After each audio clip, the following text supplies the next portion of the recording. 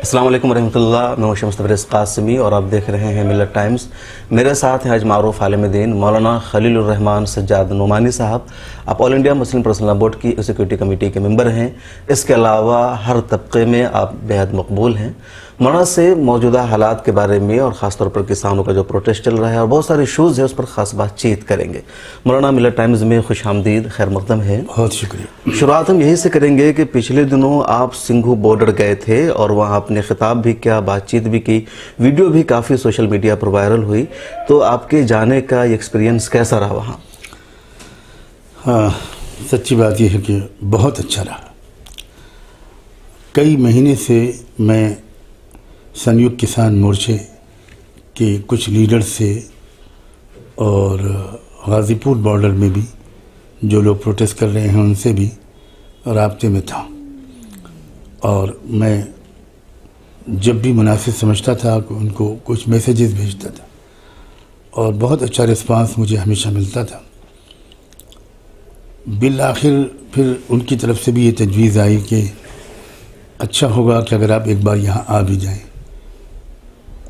تو میری صحت اجازت نہیں دیتی تھی، پھر بھی سخت ضرورت سمجھ کر میں نے ہمت کی اور میں گیا۔ بہت خوشی ہوئی وہاں جا کر۔ مجھے ایسا لگا کہ سارے ملک کے انصاف پسند لوگوں کو اس آندولن کا ساتھ دینا چاہیے، کیونکہ میرا خیال یہ ہے کہ اب یہ صرف کسانوں کا آندولن نہیں رہا اور یہ صرف 3 قوانین کو ریپیل کرانے کی تحریک نہیں رہی، بلکہ دراصل جو کارپوریٹ فیسزم اس ملک میں چل رہا ہے، سرمایہ فاشسٹ نظام، یہ اس کے خلاف ملک کے غریبوں، کسانوں، مزدوروں، مظلوموں کی ایک آواز ہے۔ اس لیے سب کو اس کی تائید کرنی چاہیے اور اس کو صحیح رخ پر چلتے رہنے کی کوشش کرنی چاہیے۔ تو بہت ہی اچھا استقبال ہوا میرا وہاں، بہت اچھا استقبال ہوا۔ ان لوگوں نے بہت خوشی کا اظہار کیا اور برابر رابطہ قائم ہے، اور میں تو آپ کے اس چینل کے ذریعے سے پوری ملی قیادت سے بھی اور دوسرے تمام انصاف پسند حضرات سے بھی یہ گزارش کروں گا کہ وہ اس آندولن کی پرزور تائید کریں اور اس کو ملک گیر پیمانے پر قانون کے دائرے میں رہتے ہوئے اس کے چلتے رہنے میں تعاون کریں۔ مولانا آپ گئے، ایک بڑا فیصلہ تھا، لیکن عموماً یہ دیکھا جا رہا ہے کہ جو ملی قیادت ہے یا مسلم لیڈرشپ ہے ان کا کوئی زیادہ اٹیچمنٹ نہیں آ رہا، مطلب کوئی چہرہ سامنے نہیں آیا کہ بڑی بڑی تنظیمیں ان کے لیڈرز وہاں گئے ہوں۔ 1-2 لوگ گئے ہیں یا انہوں نے کچھ کھلانے پلانے کا کام کیا، چیزیں تقسیم کرنے کا کام کیا، مسجدوں کے دروازے کھولے گئے، لیکن براہ راست مسلم لیڈرشپ کی وہاں شرکت نہیں نظر آ رہی ہے۔ کیا وجہ ہے اس کی؟ کہ ان کو ڈر ہے کہ معاملہ کمیونل ہو جائے گا، یا وہ اپنے آپ کو سامنے نہیں آنا چاہتے ہیں، یا سرکار کی وجہ سے کوئی مسئلہ ہے؟ اب دیکھیے، جو 2-4 وجہیں ہو سکتی ہیں وہ آپ نے سب گنا دی۔ ہم نے سوال کیا ہے صرف، میں کچھ کسی اور وجہ کو ایڈ نہیں کر سکتا۔ اصل میں میرا اپنا خیال اور احساس بہت عرصے سے یہ ہے کہ ہم یہ ابھی تک سمجھ رہے ہیں کہ ہم ہی مظلوم ہیں، جبکہ ملک کی زمینی سچائی یہ ہے کہ یہاں کی اکثریت مظلوم ہے۔ مظلوم مختلف لسانی اور سماجی اکائیوں سے جڑے ہوئے لوگ ہیں، لیکن وہ سب اپنی لڑائی الگ الگ لڑ رہے ہیں، اور شاید کامیاب نہ ہونے کی ایک وجہ یہ بھی ہے۔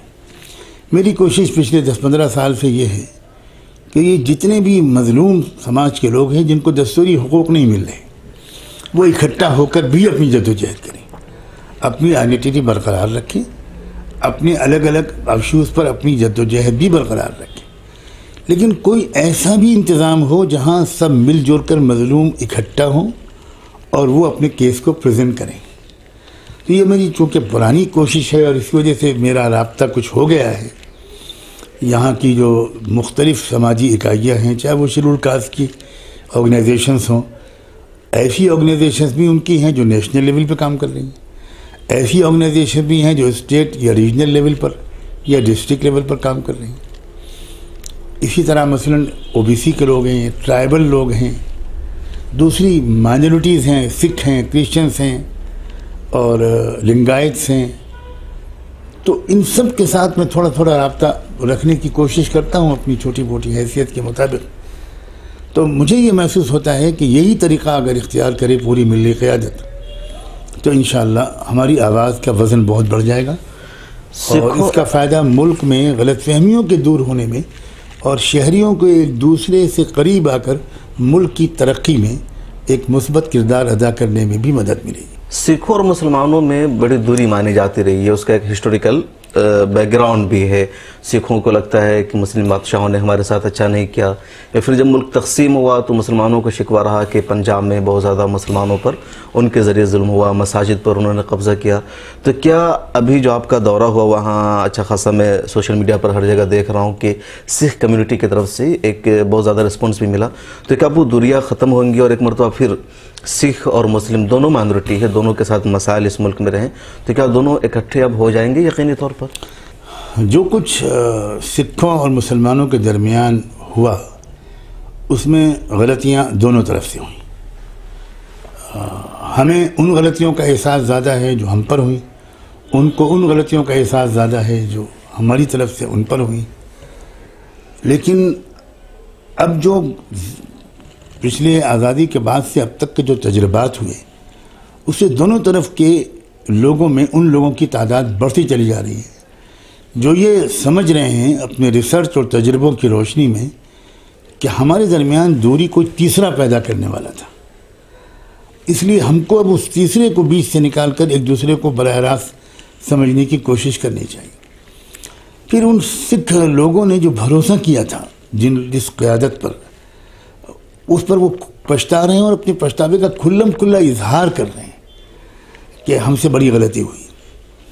تو یہ بہترین موقع ہے کہ ماضی کی غلطیوں کو نہ دہراتے ہوئے، ان سے سبق سیکھتے ہوئے، وہ تمام سماجی، لسانی، مذہبی اکائیاں جو اس ملک میں ہیں جن کے درمیان دوری پیدا کر دی گئی تھی، اب ایک دوسرے سے قریب آئیں، ایک نیا ورق پلٹیں، تعلقات کا ایک نیا باب شروع کریں۔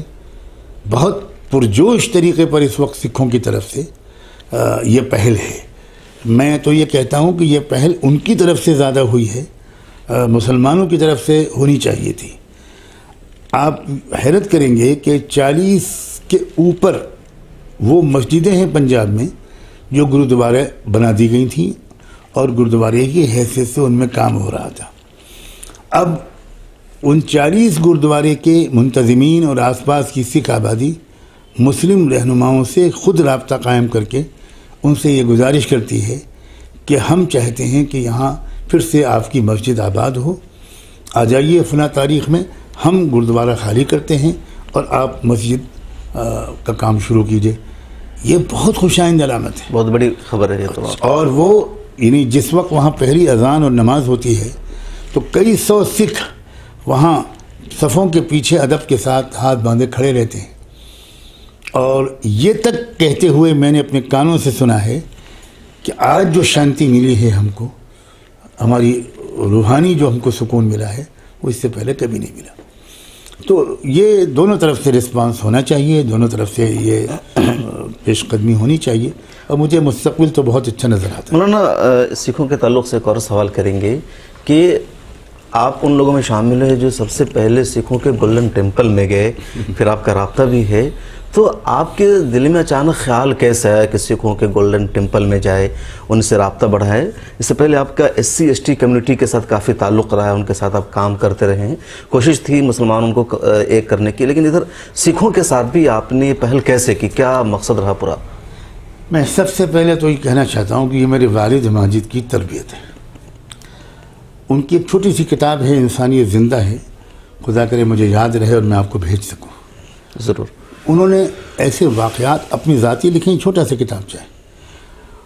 ایک چھوٹا سا واقعہ کا خلاصہ سناتا ہوں کہ ریلوے اسٹیشن پر ان کی ٹرین چھوٹ گئی، سخت سردی کی رات تھی اور والد صاحب کے پاس کوئی بستر نہیں تھا، اس لیے کہ ان کو جس ٹرین سے جانا تھا اس میں رات سے پہلے وہ پہنچ جاتے تھے، اگلی ٹرین ان کو صبح ملنی تھی۔ تو وہ بیچارے والد صاحب اس سردی میں ٹھٹرتے ہوئے ایک بینچ پر بیٹھے رہے۔ قریب میں کوئی نوجوان سکھ اپنے بستر میں لیٹا ہوا اپنی ٹرین کا انتظار کر رہا تھا۔ اس نے دیکھا اور آ کر کہا، اپنے بستر کا آرام دہ کمبل نکالا اور والد صاحب سے کہا کہ آپ میرے بستر پر سو جائیے، میں اس کمبل میں اپنی رات گزار لوں گا۔ بہت کہا بیٹا والد صاحب نے کہ بیٹا میری عادت ہے اور تم تکلیف مت اٹھاؤ۔ اس نے کہا کہ بابا جی اگر آپ نہیں لیٹیں گے میرے بستر پر تو میں بھی نہیں لیٹوں گا۔ خیر والد صاحب نے اس کے بات کو قبول کیا، اس کے بستر میں لیٹے۔ والد صاحب کہتے رہے کہ نیند تو مجھے کم آئی، آنسو مجھے آنکھوں سے زیادہ نکلے اور میرے دل سے دعا نکلی۔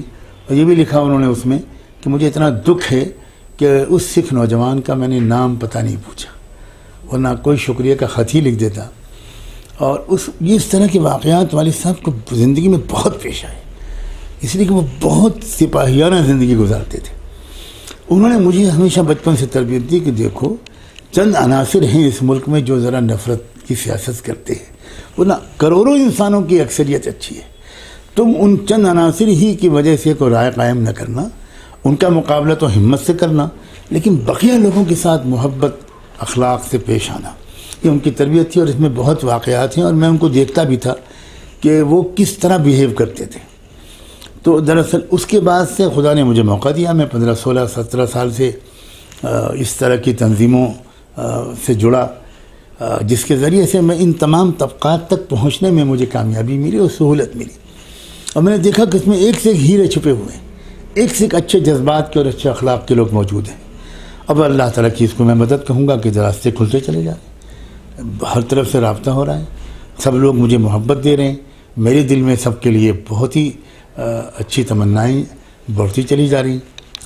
اور یہی راستہ ہے، مجھے لگتا ہے کہ اس ملک کی ترقی میں جب سب لوگ مل جل کر حصہ لیں گے تو ہمارے یہاں کی جو مسئلہ ہے وہ غربت ہے اور جہالت ہے۔ ہمیں ان دو سے جنگ کرنی چاہیے اور ان دونوں سے اپنے ملک کے ہر باشندے کو چھٹکارا دلانا چاہیے کم سے کم، ورنہ ہماری تمنائیں تو ملکوں سے زیادہ، ملک کی زیادہ عالمی ہیں، لیکن اولین فریضہ ہمارے اوپر اس ملک میں ایک ایک انسان، اس ملک میں رہنے والے، اس کی خیر خواہی ہے۔ گولڈن ٹیمپل میں جانے کا ایکسپیرینس کیسا رہا آپ کا؟ میں کیا بتاؤں، میری زندگی کے چند تاریخی لمحات میں سے ایک تھا، کیونکہ میں نے تھوڑی تاریخ پڑھی تھی کہ بابا گرو نانک اصل میں کیا تھے۔ مسلمانوں کو بھی نہیں معلوم ہے، افسوس یہ ہے کہ ہمارے محقق ترین علماء میں گزرے ہیں حضرت مولانا رشید احمد گنگوہی۔ ان کی سوانح آپ پڑھیے تذکرۃ الرشید کے نام سے، اس میں 2 جگہ لکھا ہے مصنف نے کہ حضرت گنگوہی یقین کے ساتھ کہا کرتے تھے کہ بابا گرو نانک مسلمان تھے، داعی اسلام تھے، اور اسی لیے وہ مکہ مکرمہ گئے، اسی لیے وہ بغداد میں لمبی مدت تک انہوں نے قیام کیا۔ وہ عربی کے شاعر بھی بن گئے بابا گرو نانک، اور ان کی آپ گرومانی پڑھیے تو توحید اور رسالت کے ذکر سے بھری پڑی ہے۔ تو یہ مجھے پہلے سے بھی ایک مناسبت تھی کہ بھئی، اور میں تو انشاءاللہ بعض کتابیں اس سلسلے میں پنجابی زبان میں ترجمہ کروا رہا ہوں تاکہ وہ زیادہ سے زیادہ ہمارے ان تمام بھائیوں بہنوں نوجوانوں تک پہنچے جن کو بابا گرو نانک سے بہت محبت اور عقیدت ہے۔ اسی جذبے کے تحت میں وہاں گیا تھا، اور انہوں نے جس طرح کا میرا خصوصی استقبال کیا، مجھے تو اس وقت نہیں معلوم تھا کہ یہ خصوصی استقبال ہو رہا ہے، لیکن انہوں نے مجھے لائن بھی نہیں لگوائی، یوں ہی براہ راست اندر تک لے گئے۔ جو وہاں سب سے بڑے گرو تھے وہ شاید روایات کے برعکس میرے استقبال میں کھڑے ہو گئے، اور انہوں نے مجھ سے بہت کچھ کہا بھی۔ اور اس کے بعد سے پوری دنیا کے جو سکھ ٹی وی چینلز ہیں انہوں نے مجھ سے انٹرویو لینا شروع کیا، میری باتیں، میرے جذبات کروڑوں سکھ بھائیوں بہنوں تک پہنچے، تو ان کی طرف سے مجھے بہت پیار ملا۔ تو مجھے بہت امید ہے کہ انشاءاللہ ہمارے اور سکھوں کے درمیان بھی تعلقات بہتر ہوں گے، اور یہ تعلقات کسی کے خلاف نہیں ہوں گے، یہ تعلقات مثبت پازیٹیو بنیادوں پر ہوں گے، اور اس ملک کو تباہی کے راستے پر لے جانے والوں سے تو ہم ضرور مقابلہ کریں گے، لیکن اس ملک میں کو تباہی کی طرف لے جانے والے لوگ آج بھی اقلیت میں ہیں، اکثریت عوام کی ہے، اور عوام تو ایک چڑھتے سورج کے پجاری ہو جاتے ہیں، کوئی زور سے بولنے لگتا ہے تو تالیاں بجانے لگتے ہیں، لیکن انشاءاللہ یہ ہمارا اشتراک عمل اگر ہوا تمام مظلوم اکائیوں کا تو بہت اچھے نتیجے نکلیں گے۔ صبر کے ساتھ، نیک نیتی کے ساتھ انشاءاللہ ہم کو اس راستے پر چلنا ہے۔ ایک خبر مظفر نگر کے علاقوں سے بھی آئی ہندیوں نے بہت زیادہ کہ جاٹ گجر اور مسلمانوں میں جو دوریاں تھی وہ کمی ہوئی ہے. اب تک جو بات چیت چل رہی تھی مسلمانوں میں اور دلتوں میں الائنس کی، کافی کوششیں بھی ہوئی، کچھ کامیاب بھی ہوئی، کچھ ناکامی بھی ہاتھ لگی، لیکن ادھر جاٹ اور گجر جن کے سے بھی بہت زیادہ مسلمانوں کی دوریاں تھی، خاص طور سے 2013 میں جب مظفر نگر رائٹس ہوئی تو مسلمانوں کا پورا بلیم تھا کہ جاٹ اور گجر بھی اس میں ملوث تھے. تو کیا لگتا ہے کہ کسان موومنٹ میں یہ ساری دوریاں ختم ہو جائیں گی، یہ سلسلہ پائیدار ہوگا اور آنا چاہیے ساتھ مل کر کے ایک دوسرے آپس میں بھروسہ کر سکتے ہیں؟ دیکھیے، مغربی یو پی اور ہریانہ میں مسلمانوں اور جاٹوں کا مثالی اتحاد تھا. میری یہ بھی خوش نصیبی ہے کہ اس اتحاد کو بہت مضبوطی فراہم کرنے والے لیڈر چودھری چرن سنگھ میرے بڑے بھائی حفیظ نعمانی صاحب مرحوم سے بہت قریب تھے، اور شاید میں اگر یہ کہوں تو اس میں کوئی مبالغہ نہیں ہوگا کہ ان کی رائے اور مشوروں پر وہ شاید سب سے زیادہ اعتماد کرتے تھے، اور بہت بے تکلفی تھی دونوں کے درمیان، بہت قریبی تعلقات تھے. اور میرے بھائی حفیظ صاحب تو کسی کی رعایت کرتے نہیں تھے، بہت ہی بے لاگ صحافی تھے وہ، لکھتے تھے لیکن وہ کہتے تھے کہ چودھری چرن سنگھ جیسا کوئی سیکولر انسان میں نے نہیں دیکھا. حالانکہ وہ بھوگنا جی سے بھی بہت قریب رہے، نرنجن تیواری سے بھی قریب رہے، لیکن وہ کانگریس کے سیکولرزم کو بہت سیڈو سیکولرزم مانتے تھے، اور یہ مانتے تھے کہ کانگریس بالکل بھروسے کے لائق پارٹی نہیں ہے. انہوں نے شروع سے وہ دور دیکھے تھے. چرن سنگھ کے بارے میں وہ یہ بات کہتے تھے، اور ہم لوگوں نے دیکھا بھی کہ چرن سنگھ نے اس جاٹ اور مسلم اتحاد کو بہت مضبوط کر دیا تھا. اور اب یہ تازہ ترین واقعات جو پیش آئے سن 2012-13 میں، تو یہ بہت ہی سوچی سمجھی سازش کے تحت آر ایس ایس نے پچھمی اتر پردیش میں داخلہ پانے کے لیے، بی جے پی کے لیے راستہ فراہم کرنے کے لیے انہوں نے یہ لڑائی کروائی، اور وہ لڑائی ہوئی اور بہت بھیانک ہوئی، بڑا ظلم ہوا، اور اس کی وجہ سے بہت دوری پیدا ہو گئی. اب یہ تو کسان آندولن شروع ہوا. اس کی خوشی کی بات یہ ہوئی کہ یہ کسان آندولن ہے. اب اس میں مسلم کسان بھی شریک ہو گئے اور غیر مسلم کسان بھی شریک ہو گئے. اس میں مسلم جاٹ بھی بڑی تعداد میں ہیں اور غیر مسلم جاٹ بھی بڑی تعداد میں ہیں، وہ دونوں شریک ہوئے. اور پھر بعض مسلم کسانوں کے بڑے لیڈروں نے، جو معین سنگھ ٹکیٹ کے ساتھیوں میں سے تھے، انہوں نے جا کر غازی پور بارڈر کے میں منچ پر سے اپنے جاٹ لوگوں سے کہا کہ تم سے 2 غلطیاں ہوئیں. تم نے مسلمانوں کے سے دشمنی اختیار کر لی بہکاوے میں آ کر، اور تم نے اجیت سنگھ کو ہرا دیا. اس لیے تم نے آج اس کی سزا بھگت رہے ہو. اب پھر سے ہم لوگ قریب آئیں گے، تبھی ہم اس جنگ کو جیت پائیں گے. تو اچھے امکانات پیدا ہو گئے، اور گجر بھی ہیں وہاں، اور راجپوت بھی ہیں، مسلم راجپوت بھی ہے، نان مسلم راجپوت بھی ہیں. تو ان سب سماج کے لوگوں کو کسان آندولن نے اکٹھا کرنے کا ایک موقع فراہم کیا ہے، اور ہمیں چاہیے کہ ہم اس کو مضبوط سے مضبوط تر کریں. مولانا آپ سنگھو بارڈر گئے، اور ٹھیک آج سے 1 سال پہلے ان دنوں بھی ہندوستان میں CNRC نیپال کے خلاف پروٹیسٹ چل رہا تھا، شاہین باغ جامعہ ملیہ اسلامیہ، اور آپ شاہین باغ بھی آئے، جامعہ بھی گئے، اور اس اتفاق ہے کہ جس تاریخ میں آج ہم انٹرویو کر رہے ہیں اسی تاریخ میں نارتھ ایسٹ دلی میں فساد بھی ہوا تھا. بہرحال مولانا آپ نے شاہین باغ کو بھی دیکھا، جامعہ کو بھی دیکھا، سنگھو بارڈر بھی گئے. دونوں پروٹیسٹ میں کیا چیز آپ کو یکساں نظر آتی ہے؟ کیا چیزیں ایک سی ہے؟ کیا فرق ہے دونوں میں؟ اس صاف بات یہ ہے کہ مسلمانوں کو پروٹیسٹ کرنے کی اجازت اس ملک میں نہیں دی جاتی. مسلمان اگر ڈیموکریٹک طریقے سے کوئی جلوس نکالے، کوئی پروٹیسٹ کرے، تو پہلے ہی لمحے میں گولیاں چلا دی جاتی، جیسے جامعہ میں ہوا، جیسے علی گڑھ مسلم یونیورسٹی میں ہوا. اس کے برعکس دوسرے لوگ جب پروٹیسٹ کرتے ہیں وہ مہینوں ان کے پروٹیسٹ کو برداشت کیا جاتا ہے. یہ بہت بڑا فرق ہے. لیکن بہرحال ہمیں ہمت نہیں ہارنی چاہیے، اور ہمیں پرامن طریقے پر اپنے پروٹیسٹ کے حق کو ضرور استعمال کرنا چاہیے. اگر اس میں کچھ تکلیف زیادہ اٹھانی پڑ جائے یا قربانی دینی پڑ جائے تو ہم کو اس کے لیے تیار رہنا چاہیے. بہت ان لوگوں نے اصل میں تو پلان بارڈر پر آ کر پڑاؤ ڈالنے کا نہیں کیا تھا. یہ تو رام لیلا گراؤنڈ میں آنا چاہتے تھے، دلی کے اندر آنا چاہتے تھے. ان کو روکا گیا تو انہوں نے بجائے واپس جانے کے یا کوئی وائلنس کا راستہ اختیار کرنے کے بجائے انہوں نے یہ فیصلہ کیا کہ ہمیں دلی کو گھیر لینا ہے، چاروں طرف سے بارڈر پہ بیٹھ جانا ہے. پھر انہوں نے بہترین انتظامات کیے. سخت سردی میں وہ لوگ بیٹھے اور پھر انہوں نے واشنگ مشینیں وہاں لگا دیں، لنگر کے لنگر لگا دیے، واش رومس بنوائے، فیسلٹیز. میں تو خود جا کر میں گھوم پھر کر دیکھ کر بھی آیا ہوں. بہترین کلینکس چل رہے ہیں. ان کے اس کھلے میدان کے کلینکس میں سرجری بھی ہو رہی ہے، ڈاکٹرز بیٹھے ہیں، پیرامیڈیکل اسٹاف بیٹھا ہے، ہر ضرورت انہوں نے وہاں مہیا کر دی ہے. تو آرگنائزیشن سسٹم بھی بہت اچھا ہے، اسٹرکچر ان کا بہت اچھا ہے. تو یہ چیزیں ہم کو سیکھنی چاہیے. ہم کو بھی اسی طرح کے احتجاج کرنے چاہیے ضرورت کے وقت میں اپنی آواز کو بلند کرنے کے لیے. اور کیا اچھا ہو کہ ہم ان کی چیزوں میں ان کا ساتھ دیں، ہمارے ایشوز میں وہ ہمارا ساتھ دیں. اور سی اے اور این پی آر یہ تو صرف مسلمانوں کا مسئلہ ہے ہی نہیں. یہ تو پروپیگنڈا کیا گیا تھا کہ یہ صرف مسلمانوں کا مسئلہ ہے. لیکن سچی بات یہ ہے کہ آسام میں کیا ہوا آپ کے سامنے ہے کہ صرف 4.5 لاکھ وہ لوگ تھے مسلمان جن کو ڈی کیٹیگری میں لایا گیا.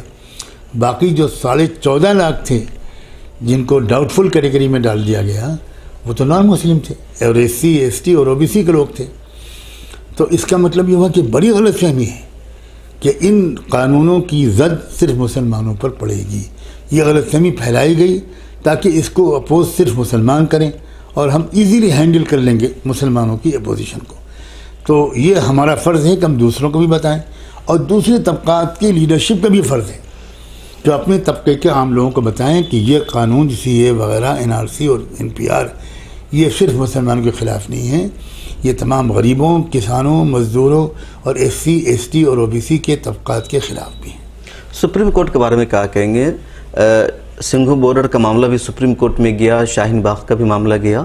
شاہین باغ کے بارے میں سپریم کورٹ کا ججمنٹ یہ آیا کہ سڑکوں کو بلاک کر کے آپ پروٹیسٹ نہیں کر سکتے ہیں، پروٹیسٹ کرنا رائٹ ہے لیکن کسی کو. سنگھو بارڈر کے بارے میں سپریم کورٹ کا ہے کہ پروٹیسٹ کرنا ان کا حق ہے، ان کا رائٹ سے وہ کر سکتے ہیں. یہ تضاد سپریم کورٹ کے بارے میں مجھے کچھ کہنے کی ضرورت محسوس اس لیے نہیں ہوتی کہ سپریم کورٹ کے 4 سٹنگ ججز بہت کچھ کہہ چکے. اگر ان کو جوڈیشری پر اعتماد ہوتا تو وہ نیشن کو کیوں خطاب کرتے؟ وہ پبلک سے کیوں کہتے کہ جمہوریت خطرے میں ہے؟ جمہوریت کی محافظ انسٹیٹیوشن سب سے بڑا خود سپریم کورٹ ہے، لیکن وہ بھی عوام سے اپیل کر رہا ہے کہ آؤ بچاؤ. اور ایک اور چیف جسٹس نے ابھی کہا، فارمر چیف جسٹس نے، کہ سپریم کورٹ سے انصاف نہیں مل سکتا ہے. انہوں نے بھی کہا. پھر جسٹس گگوئی کے ساتھ تجربہ ہوا، کس طرح ان پر ایک الزام لگایا گیا، بلیک میل کیا گیا، پریشر میں لایا گیا، فیصلہ لکھوایا گیا اور پھر ان کو راجیہ سبھا میں لے لیا گیا. تو اب یہ عوام کا اعتماد عدالت پر کمزور ہو، یہ ملک کے حق میں نہیں ہے. ہم نہیں چاہتے کہ عوام کا اعتماد عدالت پر کمزور ہو. اور لیکن ہم یہ بھی جانتے ہیں کہ اب بھی ایماندار ججز موجود ہیں. ابھی جو کیا نام ہے اس کا، روی، وہ لڑکی جو 21 سالہ ریشا روی، اس کے ججمنٹ، اس کے سلسلے میں جو بیل کا آرڈر کیا جج نے، تو کتنا سخت ریمارکس پاس کیے ہیں دلی پولیس کے خلاف، گورنمنٹ کے خلاف. جس کا مطلب ہے ابھی بھی ہمارے بہت سے ججز ایماندار ہیں. ہم یہی امید کر سکتے ہیں کہ خدا کرے کہ ہر جج ایمانداری سے اپنی ذمہ داریوں کو ادا کریں. سی این آر سی پیار کے خلاف جو ملک گیر پروٹیسٹ چلا تھا، اب پھر سرکار کہہ رہی ہے، خاص طور سے ہوم منسٹر نے کہا کہ ہم سی اے کو نافذ کریں گے، این پی آر کی بات کر رہے ہیں. تو کیا کرنا چاہیے مسلم لیڈرشپ کو، مسلمانوں کو؟ کیا دوبارہ انہیں سڑکوں پر اترنا چاہیے؟ کیا فیوچر لگ رہا ہے آپ کو؟ مسلمانوں کا صرف یہ مسئلہ بالکل نہیں ہے. میں اس پر پھر زور دینا چاہتا ہوں، مسلمانوں کو دوسروں کو ساتھ لے کر ضرور پروٹیسٹ کرنا ہوگا، آواز بلند کرنی ہوگی، کچھ خطرہ مول لینا ہوگا، اور ان قانونوں کو جو بن چکا اس کو ریپیل کروانا ہوگا، اور جو ابھی تک ایکٹ نہیں بنے ان کو ایکٹ بننے سے روکنا ہوگا. ہر ممکن کوشش کرنی ہوگی. یہ ملک کے ساتھ ان کی خیر خواہی ہوگی. اچھا مولانا، یہ کیا معاملہ ہے؟ پورے کسان سڑکوں پر ہے، جن لوگوں نے ان کو ووٹ کیا تھا وہ بھی آج احتجاج کر رہے ہیں، بٹ سرکار اپنی ضد پر اٹل ہے، وہ کسانوں کی بات ماننے کو تیار نہیں. آخر بی جے پی گورنمنٹ کو کس بات پر؟ میرا خیال یہ کہ اس کی 2 وجہ ہیں. ایک تو ای وی ایم ہے، ان کو یہ اطمینان ہے کہ تم کچھ بھی کر دو، کسی کو بھی ووٹ ڈالو، ہم ہی جیتیں گے. اس میں اب کوئی شک نہیں ہے کہ ای وی ایم مینجڈ مشین ہے، اور ان کو شاید یہ بھروسہ ای وی ایم کی وجہ سے ہے. دوسرے، انٹرنیشنل مانیٹری فنڈ کا، آئی ایم ایف کا، ورلڈ بینک کا بہت بڑا ہاتھ ہے ان قانونوں کے بنوانے میں. یہ بات ہمارے یہاں کی میڈیا میں نہیں آئی، انٹرنیشنل میڈیا میں خوب آئی ہے. تو وہ جو انٹرنیشنل پریشر ہے ہمارے ملک پر، جس طرح کا وہ قبضہ کرنا چاہتے ہیں فصلوں پر اور زمینوں پر، کیونکہ ان کو بہت بڑا مارکیٹ نظر آ رہا ہے، تو یہ انٹرنیشنل پریشر بھی ہے غالباً، اس کی وجہ سے یہ لوگ نہیں سن رہے ہیں، اور ای وی ایم بھی ہے، اور ایک بہرحال غرور اور اہنکار تو ہے ہی. ایک اور آخری سوال یہ کریں گے کہ حالیہ دنوں میں آپ کے تعلق سے کہ یہ خبر بہت زیادہ وائرل ہوئی کہ جیسے آپ سنگھو بارڈر پر گئے آپ کے یوٹیوب اکاؤنٹ کو بند کر دیا گیا اور پھر بعد میں دوبارہ وہ بحال ہوا، کیا پورا معاملہ تھا؟ جب میں یہ سوشل میڈیا کی ٹیم نے جو کچھ تھوڑے مجھے بریف کیا ہے، وہ یہی کیا ہے کہ وہ اصل میں ہیک کیا گیا، اور ہیک کر کے ایک ایسا اس میں کوئی پوسٹ اپلوڈ کی گئی جو یوٹیوب کے رولز کے خلاف تھی. تو یوٹیوب کے لیے یہ جواز فراہم ہوا کہ وہ رجسٹریشن کو اگلا کینسل کر دے، جو بھی وہ ڈیلیٹ کرتے ہیں، جو بھی کرتے ہیں. تو ہماری سوشل میڈیا کی ٹیم نے برابر یوٹیوب کے لوگوں سے رابطہ رکھا، اور بالآخر وہ مطمئن ہوئے، اور اب تو انہوں نے نہ صرف یہ ریسٹور کیا ہے بلکہ ویریفائی بھی کر دیا. آپ کے یوٹیوب اب ہمارے یوٹیوب چینل کو انہوں نے ویریفائڈ چینل قرار دے دیا. اب تک تو وہ ویریفائڈ بھی نہیں تھا. تو لوگ یہ بتاتے ہیں کہ یہی طریقہ ہوتا ہے، اگر کچھ ایجنسیز کسی چینل کو بند کرنا چاہتی ہیں تو وہ کسی کے ذریعے سے کوئی پوسٹ اپلوڈ ایسی کرواتی ہیں کہ وہ یوٹیوب کے اصول و ضابطوں کے خلاف ہوں. مطلب کہنا کہ آپ کے سنگھو بارڈر جانے کا یہ رد عمل تھا؟ لوگوں کا تو یہی خیال ہے کہ لوگ تو یہی کہتے ہیں کہ یہ اسی کا رد عمل تھا، اور اس آواز کو روکنے کی ایک کوشش تھی. ایک آخری سوال کہ ملک کے جو موجودہ حالات ہیں، اور ہر طرف سے ایک طرف کسانوں کا پروٹیسٹ، پچھلے سال یہ پروٹیسٹ تھا، ان سب حالات میں ہندوستان کے عوام کو کیا کرنا چاہیے، خاص طور پر مسلمانوں کو کیا کچھ کرنا چاہیے جس سے وہ حالات کا مقابلہ کر سکیں؟ دیکھیے، دو مشورے میں دے سکتا ہوں اس وقت مختصراً. ایک تو یہ کہ یہ جو ہمارے ملک کے حالات ہیں، معیشت تباہ ہو چکے ہیں، کروڑوں لوگ بے روزگار ہوتے چلے جا رہے ہیں، ہو چکے ہیں، کسان خودکشیاں کر رہا ہے، غربت اور بھوکمری کا برا حال ہے. جو خبریں نہیں آ رہی ہیں، لیکن جن لوگوں کا زمینی سچائیوں سے تعلق ہے، میں بھی کچھ کسی حد تک ان لوگوں میں سے ہوں کہ میرے تعلق میں وہ لوگ ہیں جو بالکل گاؤں کی آخری سطح تک کا فیڈ بیک مجھے دیتے رہتے ہیں، اور میں خود بھی جاتا ہوں جہاں تک جا سکتا ہوں. بہت برا حال ہے، غربت کا، بھوکمری کا بہت برا حال ہے، مریضوں کا علاج نہیں ہو پا رہا، وغیرہ وغیرہ. تو ایک خیر امت ہونے کے راستے مسلمانوں کا یہ ایک فریضہ بنتا ہے کہ وہ اپنے ریسورسز کو آرگنائز کر کے اپنے اپنے ضلع کے لیول پر ایک ایک جھوپڑی میں جا جا کر خدمت کا کام کریں. اور میں خوشی کے ساتھ یہ بات کہتا ہوں کہ اس لاک ڈاؤن کے زمانے میں مسلمانوں نے ہی سب سے زیادہ خدمت کا کام کیا. مسلمانوں ہی نے راہگیروں کو کھانے کھلائے، ہزاروں کلومیٹر کا پیدل سفر کرنے والے مزدوروں کو انہی نے سنبھالا ہے. ان مزدوروں کو، پیچھے رہ جانے والے اپنے ساتھیوں کو فون کر کے یہ بتاتے ہوئے میرے کانوں نے خود سنا ہے کہ بھائی ان راستوں سے آنا جن راستوں میں مسلم گاؤں پڑتے ہیں. ایسا بھی ہوا؟ ایسا بہت ہوا ہے. ہر ریلوے اسٹیشن پر، ہر بس اسٹیشن پر کن لوگوں نے کھانے کھلائے، راشن کٹس کنہوں نے زیادہ بانٹے، سب سے زیادہ اس میں مسلمان آگے رہے. اور میں بہت مبارکباد دیتا ہوں تمام مسلمانوں کو، نوجوانوں کو، سب نے اس میں. اور یہ کسی ایک تنظیم کو بھی آپ کریڈٹ نہیں دے سکتے، یہ مسلم عوام کی طرف سے اپنے ضمیر کی آواز پر انہوں نے خدمت کی. اور یہ بہت بہترین ایک انڈیکیشن ہے مستقبل کے لیے کہ جب مسلمان اسے ہنگامی طور پر یہ خدمت کر سکتے ہیں تو میں انہی مسلمانوں سے یہ کہتا ہوں کہ خدمت مستقل طور پر کرو اور منظم کرو اپنے ریسورسز کو، اس میں اللہ برکت دے گا. ایک تو میرا مشورہ یہ ہے. دوسرا مشورہ یہ ہے کہ کسی قسم کے خوف اور بزدلی کے چکر میں نہ پڑنا. اندھی جذباتیت الگ چیز ہے اور جرأت کے ساتھ حالات کا مقابلہ کرنا الگ چیز ہے. اندھی جذباتیت مضر ہے، نقصان دہ ہے، اور جرأت کے ساتھ اور دانش مندی کے ساتھ حالات کا مقابلہ ضرور کرنا ہے. ہمیں قطعاً مایوس نہیں ہونا، ہمیں ہمت نہیں ہارنی. ہم کو جمہوری طریقوں سے ملک کے تمام مظلوموں کو بھی حقوق دلانے ہیں، اپنی قوم کو بھی حقوق دلانے ہیں. مستقبل انشاءاللہ ہمارے ہاتھ میں ہے. شرط یہ ہے کہ جد و جہد جو جس طرح کی ہم اجتماعی کریں اس میں ایک طرف بہادری بھی ہو اور دوسری طرف سمجھداری بھی ہو. بہت شکریہ. تو آپ تھے ہمارے ساتھ مولانا خلیل الرحمان سجاد نعمانی صاحب.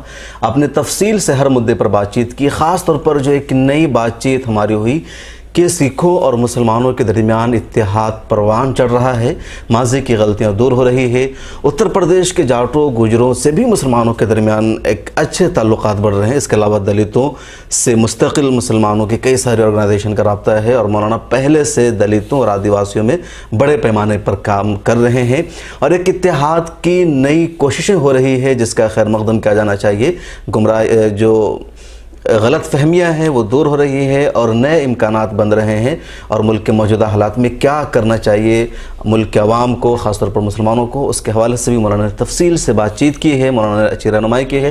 اس کے علاوہ مولانا کا دلی میں کل ایک پروگرام تھا جہاں 1.5 سے 2 گھنٹے کا ایک تفصیلی خطاب ہوا مولانا کا ملک کے موجودہ حالات اور ہماری ذمہ داریاں. تو وہ پوری تقریر بھی ملا ٹائمز کی یوٹیوب پر، فیس بک اور دیگر جگہوں پر بھی آپ کو ملیں گی. تو آپ کو اسے بھی سننا چاہیے اور ان چیزوں کو ہماری ریکویسٹ ہوگی کہ آپ زیادہ سے زیادہ شیئر کریں، دور تک پھیلائیں تاکہ یہ کارآمد باتیں زیادہ لوگوں تک پہنچے. پھر ملاقات ہوگی اسی طرح کسی اور شخصیت کے ساتھ اور خاص مدعوں پر بات چیت کریں گے. آپ کے ذہن میں کیا ہے، آپ کیا سوچتے ہیں، کمنٹ سیکشن میں ضرور لکھیے. اللہ حافظ. ملت ٹائمز کو آپ کی ضرورت ہے. ہماری آپ مالی مدد کریں. ہر مہینے صرف 100 روپے اور 1 سال کے لیے 1 سال صرف 1000 روپے. رقم بھیجنے کے لیے یہاں دیے گئے فون پے، گوگل پے اور پے ٹی ایم نمبر کا استعمال کر سکتے ہیں.